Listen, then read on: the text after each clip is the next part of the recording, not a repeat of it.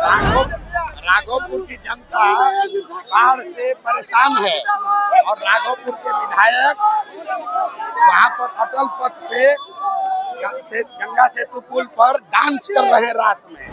बिहार अपने बच्चों को पढ़ रहे गाली और थप्पड़ की चिंता करेगा। हम लोग को मोदी जी किसको गाली दे रहे हैं और मोदी जी को कौन गाली दे रहा है, इससे हम लोग को मतलब नहीं है।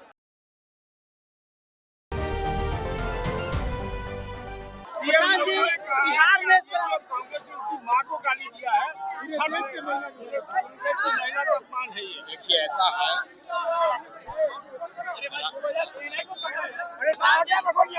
राहुल गांधी आएंगे, राहुल और तेजस्वी मोदी को गाली देंगे। मोदी जी आएंगे, राहुल गांधी और लालू यादव को गाली देंगे। लेकिन दोनों में कोई ये नहीं बताएगा कि बिहार में रोजगार कब होगा, बिहार के बच्चों के लिए पढ़ाई कब होगी, बिहार से पलायन कब बंद होगा। तो बिहार के लोगों का इसमें कोई रुचि नहीं है कि मोदी जी किसको गाली दे रहे हैं और मोदी को कौन गाली दे रहा है। बिहार के बच्चों को पूरे देश में गाली पड़ रही है। हम लोग को बिहारी कह के लोग गाली दे रहा है, थप्पड़ मार रहा है, तो उसकी चिंता इस बार बिहार करने वाला है। बिहार अपने बच्चों को पड़ रहे गाली और थप्पड़ की चिंता करेगा। हम लोग को मोदी जी किसको गाली दे रहे हैं और मोदी जी को कौन गाली दे रहा है, इससे हम लोग को मतलब नहीं है। बिहार में शराबबंदी को लागू करने के लिए नारकोटिक कंट्रोल ब्यूरो का गठन करने का ऐलान किया गया है। मेरे भाई अभी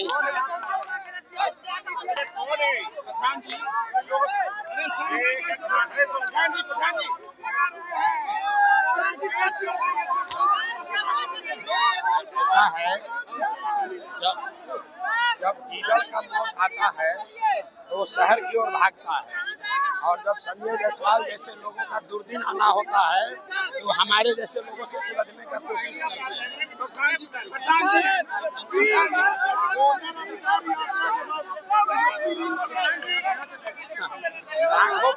राघोपुर की जनता बाढ़ से परेशान है और राघोपुर के विधायक वहां पर अटल पथ पे गंगा सेतु पुल पर डांस कर रहे हैं रात में।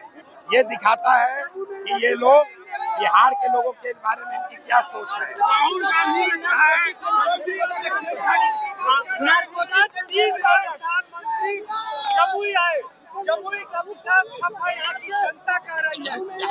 यहाँ जनता ने कह दिया कि मोदी को एक भी वोट यहाँ से नहीं देंगे।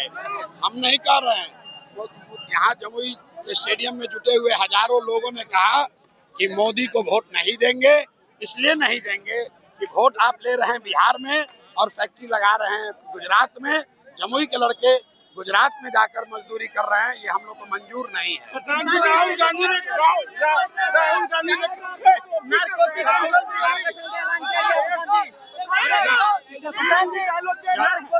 सुनिए, जब आप खुद पढ़ाई नहीं कीजिएगा तो परीक्षा में आपको चोरी ही करना पड़ेगा। तो तेजस्वी यादव हमारा नकल नहीं करेंगे तो क्या करेंगे।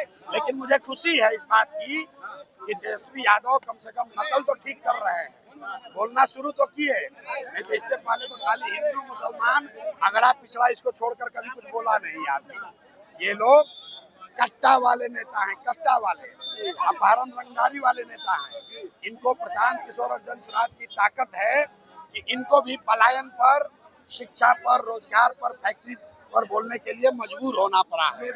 ये जनसुराज की ताकत है कि आज यहाँ के बुजुर्गों को 400 नहीं 1100 पेंशन मिल रहा है। ये जनसुराज की ताकत है कि आशा का मानदेय बढ़ गया, रसोईया की सैलरी डबल हो गई। ये प्रशांत किशोर की ताकत नहीं है, ये लोगों की ताकत है। अभी तो ये शुरुआत है, आगे आगे देखो होता है क्या। अब बिहार के युवाओं का भविष्य बिहार में तय होगा। बिहार के बच्चे बाहर जाकर मजदूरी नहीं करेंगे।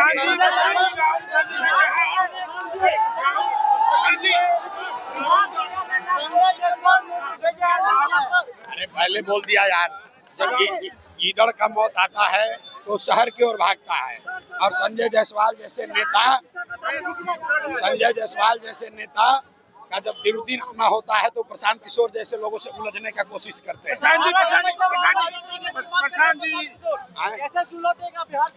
सहारा का जो पैसा है, सहारा ने यहाँ के लाखों लोगों का पैसा लूट लिया है और सरकार के रहते हुए, सरकार के जानकारी में, तो प्रशांत किशोर ने, जनसुराज ने ये कहा है कि सबका पैसा लौट जाए पूरा, ये तो जरूरी नहीं है क्योंकि उतना पैसा शायद हो ना हो, लेकिन सहारा की जो संपत्ति बिहार में है उसको बिहार सरकार जब्त करेगी और उसको बेचकर जो भी सहारा में पैसा जिन लोगों ने रखा है उनका पैसा वापस करने का कोशिश किया जाएगा।